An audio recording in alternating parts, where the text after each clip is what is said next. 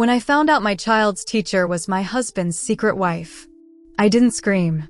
I just stood there in that classroom, surrounded by finger paintings and alphabet charts, trying to remember how to breathe. Her voice calm, warm, the same voice that had praised my son for his neat handwriting, suddenly sounded like thunder in my ears. She smiled at me that morning, like she always did. "Good to see you again, Mrs. Ramon." And I smiled back, not knowing that behind those kind eyes lived a truth that would burn my whole world down. It's strange, isn't it, how betrayal never announces itself. It comes dressed in friendliness, in small acts of kindness, in voices that sound safe. For me, it began with a school notebook and a signature that didn't belong where I found it. My name is Amina Rahman. I live in a small, close-knit town where everyone knows everyone else's stories, or at least, they think they do. My husband, Rashid, was a respected man, a banker, always polite, always composed. We'd been married for 10 years. We had one child, our son Yusuf, who had just turned 8. Our lives weren't perfect, but they were steady, predictable in the way most small-town marriages are. Every morning, Rashid would leave at 8:30 sharp. I'd pack Yusuf's lunch, watch him run up the hill toward the school gate, then walk to my small boutique where I sold handmade clothes. We'd meet for dinner at 7. He'd tell me about office politics, I'd tell him about my customers, and we'd laugh about how our son could talk for hours about dinosaurs and planets. It wasn't a love story full of passion or fireworks, but it was peaceful. And peace was something I'd always valued more than excitement. Or at least, I thought I did. When Yusuf started at his new school, I was grateful to meet his teacher, Miss Farah, a soft-spoken woman with kind eyes and an effortless grace. She had transferred from another district that year. The parents adored her. The children respected her. At the first parent-teacher meeting, she'd praised Yusuf for his curiosity. "He asks smart questions," she said with a smile. "He reminds me of someone I used to know." I remember laughing. "Hopefully someone good." She chuckled softly. "Yes, someone good." There was a familiarity in her voice I couldn't quite place. A rhythm that made me pause, just for a moment, before I brushed it off. Over the months, I came to like her genuinely. She was the kind of woman people trusted, calm, elegant, with the sort of confidence that makes you want to listen when she speaks. We'd chat briefly during pickup hours. She'd compliment my clothes. I'd compliment her teaching. It felt easy, comfortable. Until one day, it didn't. It was a Friday afternoon when Yusuf came home excited. Miss Farah said she knows Baba, he blurted out between bites of mango. I smiled absent-mindedly. Really? Maybe they met at the bank. He nodded enthusiastically. Yeah, she said he helped her with something important. I didn't think much of it then. Rashid worked with half the town after all. But that night, as we sat at dinner, I mentioned it casually. Yusuf says his teacher knows you. Rashid's hand froze midair, the spoon halfway to his mouth. Then, just as quickly, he smiled. Oh yes, I remember her.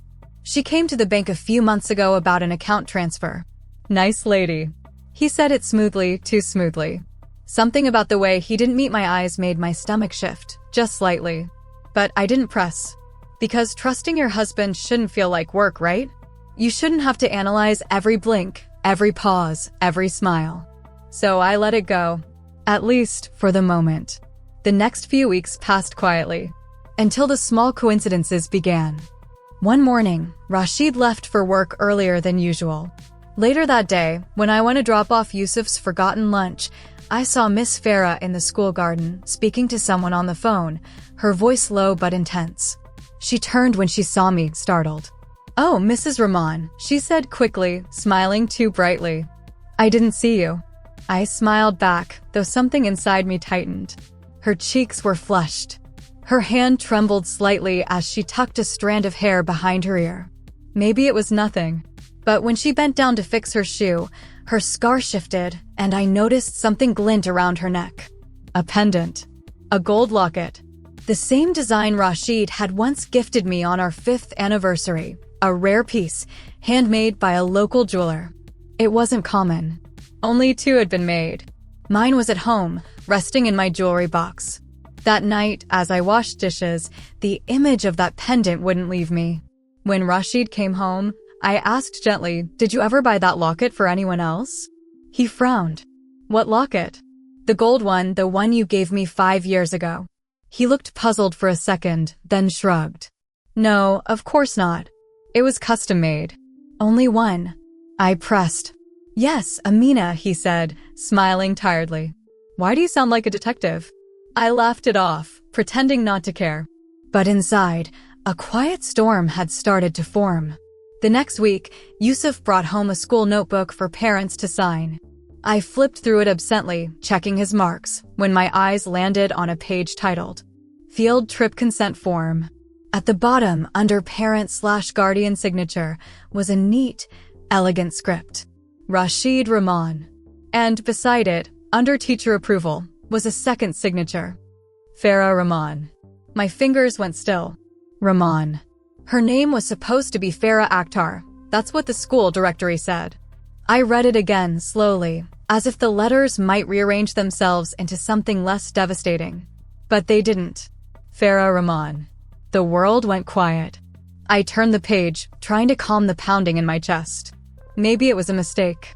Maybe someone wrote the wrong name.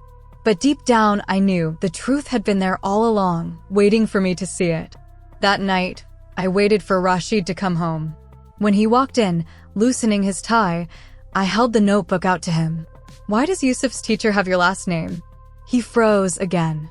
That same stillness I'd seen once before, now sharper, heavier. He blinked, then smiled weakly. It must be a typo. But I'd heard that voice before, that carefully measured tone he used when hiding something. And this time, I didn't look away. That night, I didn't sleep.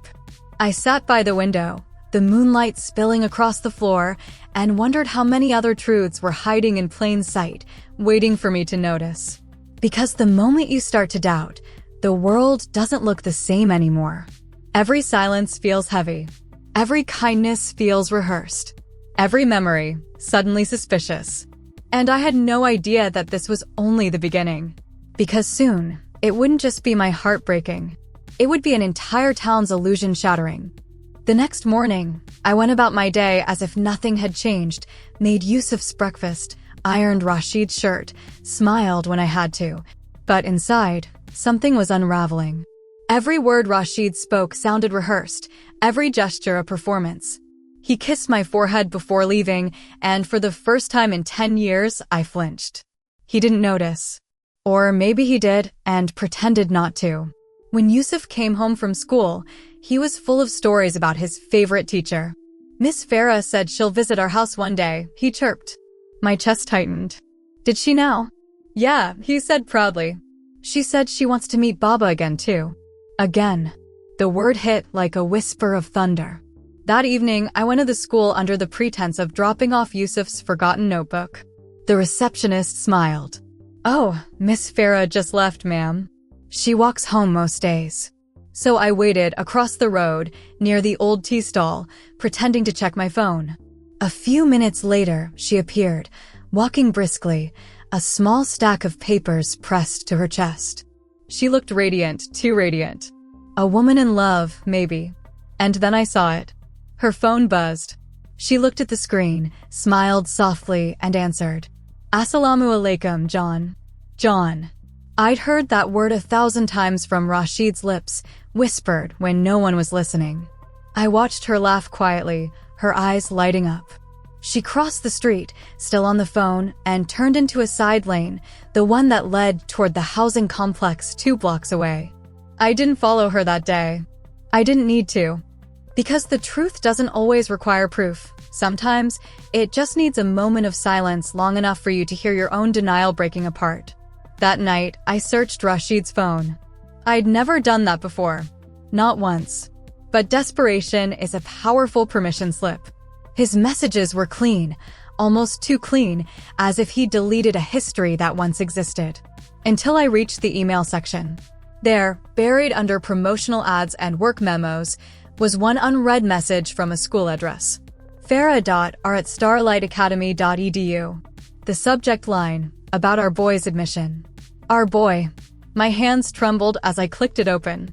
Rashid, I spoke to the principal.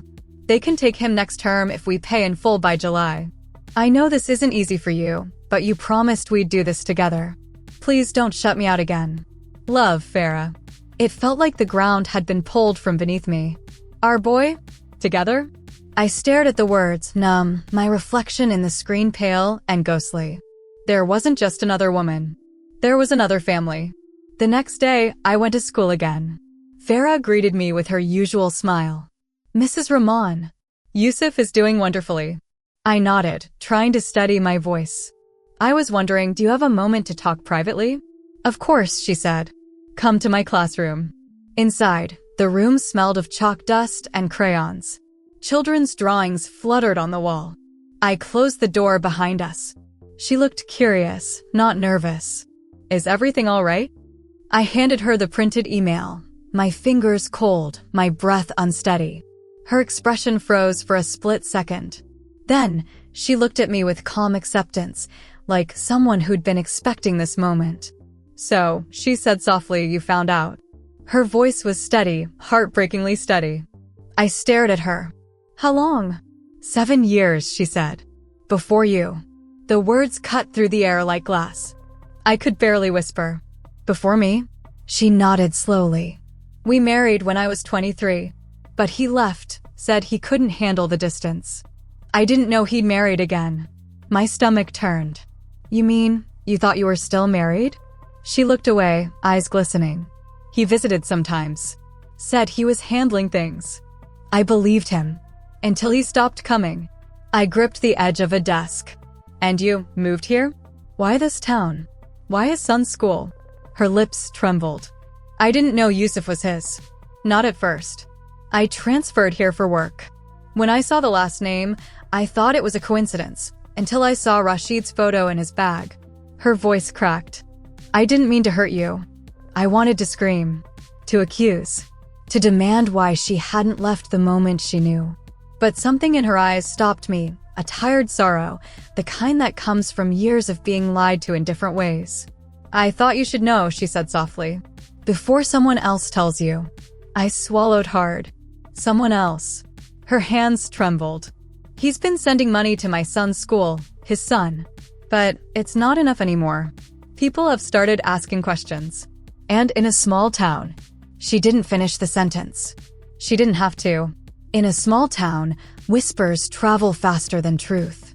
That evening, Rashid came home to a quiet house. Yusuf was asleep, dinner untouched.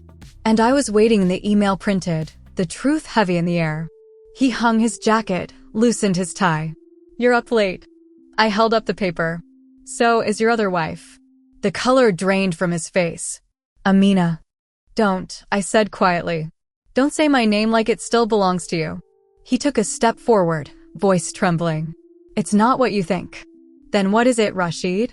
I interrupted. Because I met her. I met your wife, the one you forgot to divorce before marrying me.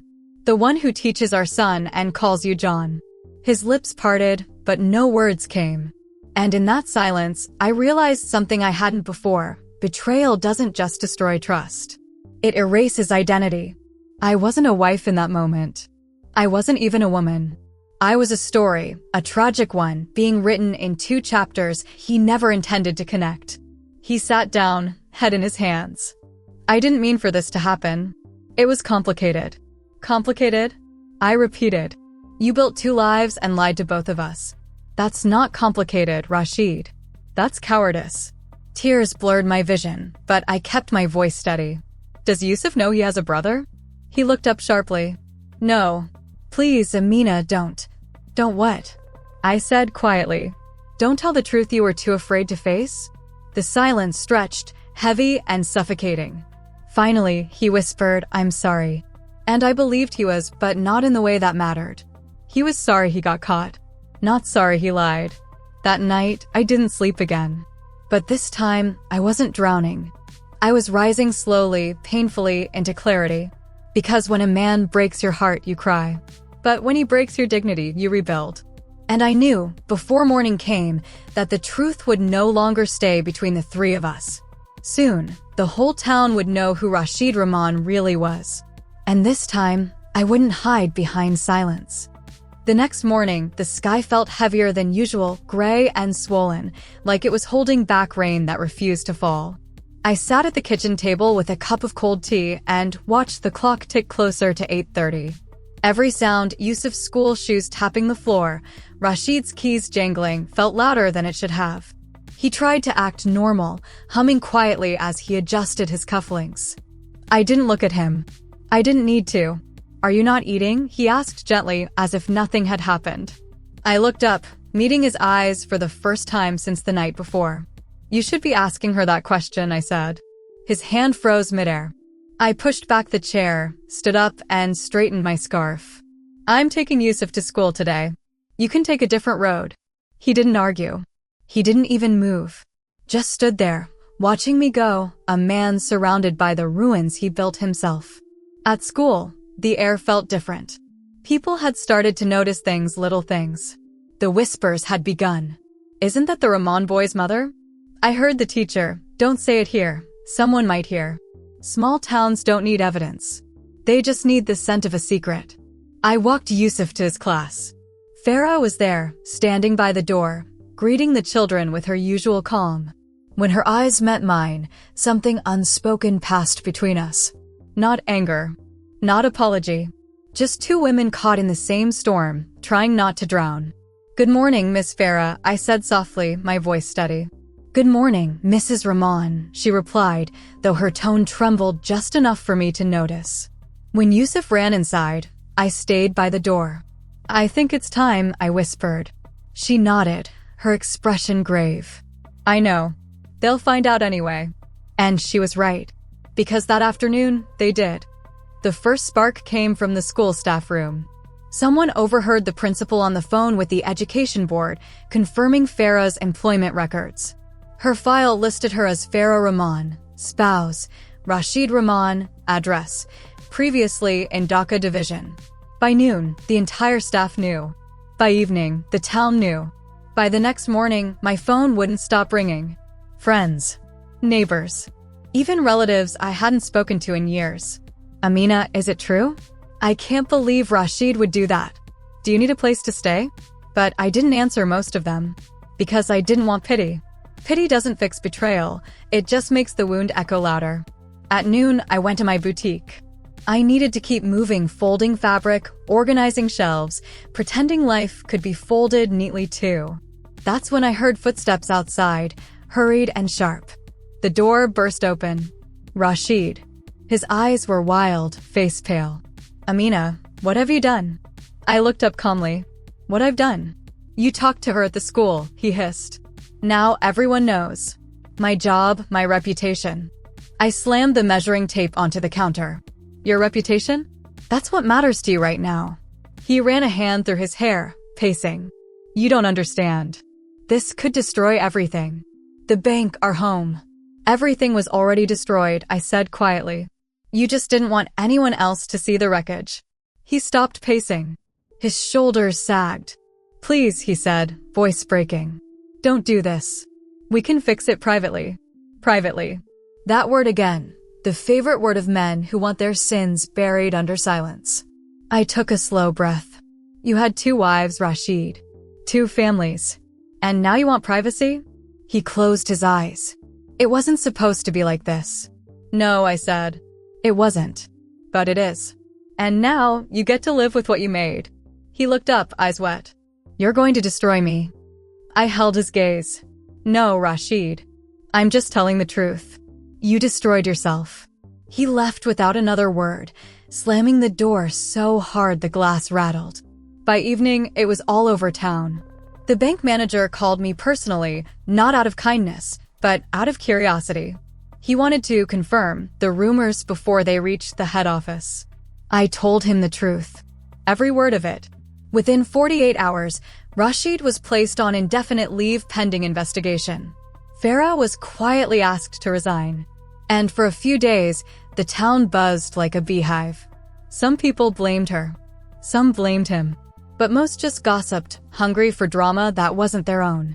I stayed home, away from the noise. Not out of shame, but exhaustion. Because when your life becomes public property, Even silence feels heavy. Then, one night, there was a knock on my door. It was Farah. She stood in the rain, her scarf soaked, eyes swollen. "I didn't know where else to go," she said softly. I stepped aside. "Come in." She hesitated. "You don't have to." "Come in," I repeated. Inside, I made her tea. She sat at the edge of the couch, clutching the cup with trembling hands. "They're saying I ruined your marriage," she said after a long silence. "But I didn't even know you existed." I sat across from her. "And I didn't know you did. That's the tragedy, isn't it?" Her eyes filled with tears. "I lost my job.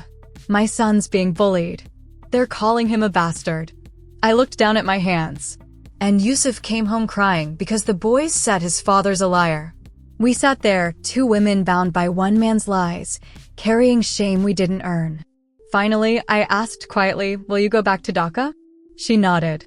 "Yes. I have family there. Maybe we'll start over." She reached into her bag and pulled out a small envelope. "This is for you." Inside was a photograph, a wedding picture. Rashid and her, years younger, smiling like people who believed love would protect them from consequence. "I think you should keep it," she said softly, "to remind yourself it wasn't your fault." Her voice trembled. "None of this was your fault." When she left, I watched from the doorway as she disappeared into the rain, a woman stripped of everything except dignity. And in that moment, I realized something I'd never understood before. The enemy wasn't her. It was the silence he had built between us. For weeks after, I avoided the bank, avoided the school, avoided the markets. But in a town like ours, you can't stay invisible for long. One morning, at the grocer's, a woman leaned in and whispered, "You're so brave, Amina." "I don't know how you're holding up." I smiled politely. "I'm not brave," I said. "I'm just done pretending." At home that night, Rashid returned, tired, disheveled, smelling faintly of whiskey. "I lost everything," he said quietly. "The bank fired me. They said my conduct ruined their reputation." I folded the laundry slowly, without looking at him. He continued, "Maybe we can move. Start over somewhere new." I looked up. "You don't start over with lies, Rashid. You start over with truth. And you don't have that in you anymore." His shoulders sagged. "You're leaving me." I met his eyes, calm and steady. "No, you left me years ago. I'm just catching up." He said nothing, just turned and walked out again into the rain. This time, I didn't watch him go. Because some departures are blessings disguised as heartbreak.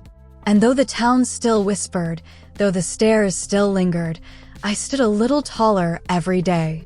Not because I was unbroken, but because I had survived the breaking. And soon, I would turn that survival into something more. Something like peace. The week after Rashid left, the house felt like a stranger's body, familiar walls, but empty heartbeat. Yusuf asked questions at first, small ones, the kind that children ask when they don't yet know what betrayal means. "Where's Baba? When will he come back?" I told him the truth, gently but firmly. "Baba did something wrong, Yusuf. And when grown-ups make big mistakes, sometimes they have to go away for a while."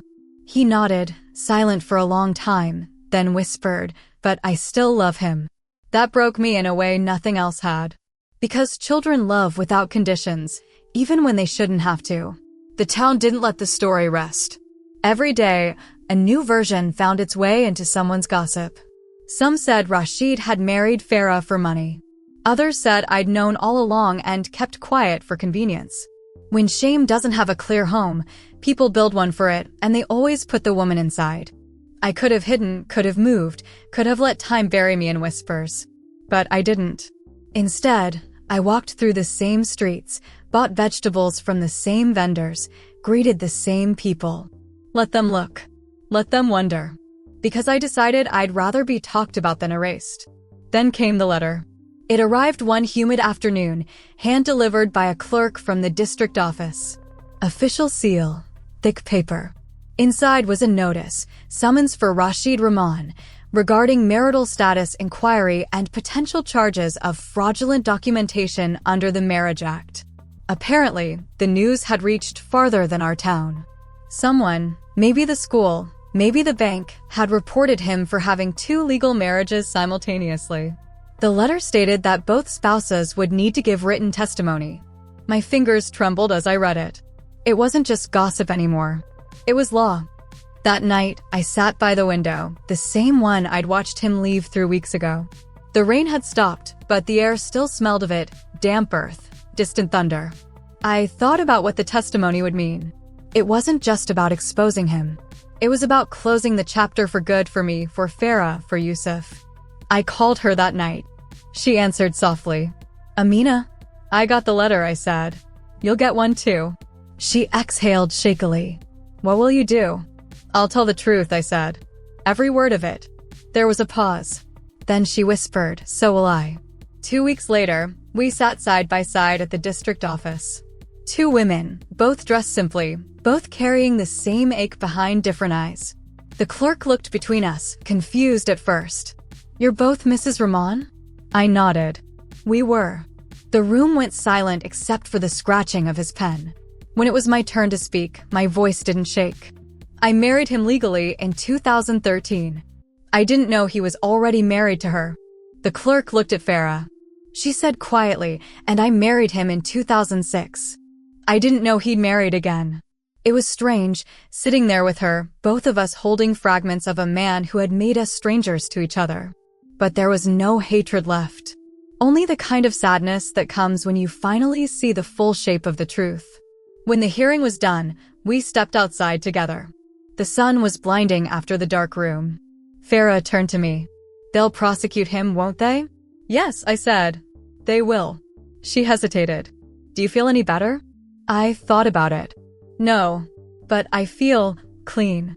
She smiled faintly. "That's something." We stood there in silence, 2 women the world might call victims, but who finally felt like survivors. She placed her hand on mine. "Take care of Yusuf." "And you," I said softly, "take care of yours." Then she walked away. And I knew that was the last time I'd ever see her. The months that followed were quiet, but heavy. Rashid's trial became a public story. The double marriage banker, the newspapers called him. People whispered in markets, shared articles over tea, debated who was to blame. But somewhere along the way, the narrative shifted. I wasn't just the wife who'd been betrayed. I became the woman who didn't hide, the one who told the truth. It wasn't empowerment, not the kind you see in speeches or movies. It was smaller, quieter, more personal. It was waking up every morning and choosing not to let humiliation define me. One evening, my father came to visit. He was a man of few words, always calm, always steady. He looked around the house, half empty now, and sighed. "You did the right thing," he said simply. "I don't feel brave," I admitted. "I feel tired." He nodded. "Bravery and exhaustion are twins, Amina. They're born together." Then he placed an envelope on the table. "For Yusuf. To start something new." Inside were papers, title deeds for a small property just outside town. "It's quiet there," he said. "You can build something small. A home that belongs only to you." I held the papers, tears welling up. "Thank you, Baba." He smiled. "Don't thank me. Just promise me one thing. Don't let bitterness become your legacy." That night, I thought about what he said for a long time. Because bitterness is a quiet poison, it feels righteous at first, but it kills joy slowly. And I wanted my son to grow up seeing strength, not resentment. When the verdict finally came, Rashid was sentenced to 2 years of probation and stripped of his position at the bank. No jail time, but his reputation was gone. He wrote me a letter once, from wherever he had moved after. I didn't read it at first. When I finally did, it said, "Amina, I wish I could undo what I've done. I hope you teach Yusuf not to hate me. Tell him I loved him, even if I didn't deserve to." I folded the letter carefully and placed it in a drawer I rarely opened. Because closure doesn't always come from confrontation. Sometimes it comes from choosing not to reopen the wound. 2 years later, I used my father's land to build a small home. Not big, not grand, but honest. A place where I could start again on my own terms. Yusuf painted the walls himself, bright yellow in his room, soft cream in mine. Every brushstroke felt like a new breath. I named the house Noor, light, because after everything, That's what I wanted my life to hold, not the shadow of betrayal, but the soft glow that comes after you've survived it. The town still remembers. They always will. But now, when people whisper my name, it's not with pity, it's with quiet respect. Because I didn't stay broken. I didn't burn down my pain to make others comfortable. I turned it into light for myself and for the boy who still says, sometimes at night, "Mama, I think you're the bravest person I know." And I just smile, stroke his hair, and whisper back, "No, Yusuf. I'm just someone who learned that peace is louder than revenge." 2 summers later, the wind through the mango trees near our new home sounded different, softer somehow, as if it had learned to breathe again after years of holding its breath. The mornings were quiet, the kind of quiet that comes not from emptiness, but from peace. Yusuf was older now, taller, more thoughtful. He had his father's eyes, but none of his deceit. Some days, when he looked at me and smiled, I saw the best of Rashid that had somehow survived in him, the part that still knew how to love purely. I'd stopped checking social media long ago, stopped caring what the town thought, stopped apologizing for living through a story I didn't write. Instead, I poured my energy into the small. School I started on the property, Noor Learning Center. It was just 6 children at first, then 12. A little room, colorful walls, second-hand books, laughter. And for the first time in years, my days were filled with something that wasn't sorrow. The parents who brought their kids would often linger, hesitant at first. They all knew who I was, the woman from that story, the one who made headlines, the one who stood her ground. But I never corrected them, never added bitterness to my truth. Because I had learned something, survival doesn't need applause. It just needs peace. Sometimes, I'd find myself remembering small things from the old life, Rashid's laugh when he told jokes at dinner, the way Yusuf would crawl into his lap after school. And I'd feel that ache again, sharp but fleeting. Not because I missed him, but because I missed who I thought he was. It's strange how memory can be kind even to the people who weren't. But healing isn't about forgetting. It's about remembering differently, seeing the same picture, but through eyes that no longer tremble. One afternoon, while I was sorting books in the little classroom, I saw a familiar face at the gate. Farah. I hadn't seen her since the day at the district office. Her hair was shorter now, streaked with gray at the edges. She wore a simple green sari and carried a small bag. For a second, neither of us moved. Then I walked out, wiping my hands on my apron. "You found me," I said, smiling gently. She smiled back. "I wasn't sure if I should come." "You should," I said. "You're always welcome here." We sat on the porch, the same wooden steps where Yusuf used to play with marbles. She took a deep breath. "I wanted to tell you. I'm doing better now. My son got into college. We moved closer to my sister's place." "That's wonderful," I said. And I meant it. She hesitated, then reached into her bag. "He asked me to give you this." It was a small drawing, a boy holding hands with a woman under a tree. At the bottom, written in careful handwriting, it said, "For Yusuf's mother, from Ryan." I felt a lump rise in my throat. "Tell him I said thank you," I whispered, "and that he has a brother who'd be proud to meet him one day." She nodded, eyes moist. "Maybe one day." And for the first time, there was no guilt between us, no pain, no bitterness. Just 2 women who had survived the same storm, now standing in the sunlight on the other side. When she left, I stood by the gate long after she was gone, watching the dust rise behind her car. Some goodbyes aren't endings. They're acknowledgments, quiet nods between souls who understand each other too deeply to need words. That night, Yusuf found the drawing on the table. "Who's Ryan?" he asked curiously. I looked at him, his wide, innocent eyes waiting for truth. "Someone who shares a small piece of our story," I said gently. "Will I meet him?" "Maybe someday," I said, brushing his hair from his forehead. "But not today." He thought about that, then smiled. "Okay. Children accept peace faster than adults do. Maybe that's what makes them closer to grace." A few months later, the town held its annual spring festival, the first one I'd attended in years. I wore a light lavender shawl, Yusuf in his new white kurta, and as we walked through the crowd, I could feel eyes turning toward us. But this time, the glances weren't sharp or heavy. They were softer, curious, maybe even respectful. One woman, a neighbor who once avoided me, stopped me by the flower stall. "Amina," she said awkwardly, "it's good to see you out again. You look happy." I smiled. "I am." She hesitated. "You know, people talk, but you did what many wouldn't have had the courage to do." I didn't reply right away.